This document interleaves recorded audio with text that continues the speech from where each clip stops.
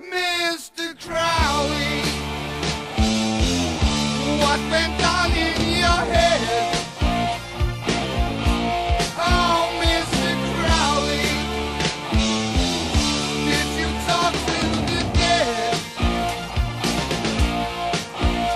So I'm going to run down my personal experience with George Romero's zombie films.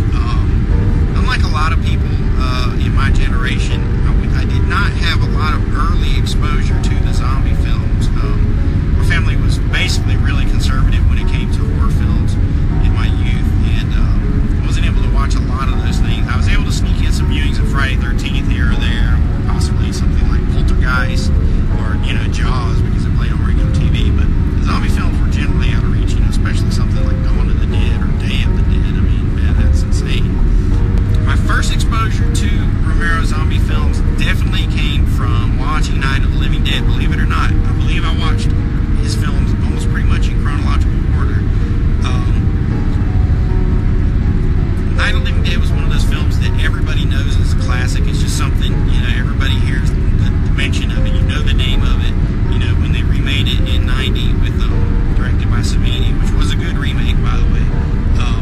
It just solidifies that fact that it's a classic. There's everybody knows about it. It created the mythic, our modern mythic image of what zombie films have become. The Walking Dead, the eating the flesh, the having to kill the brains, the heads to stop them. So all of those things, the spreading of the viruses, the infections.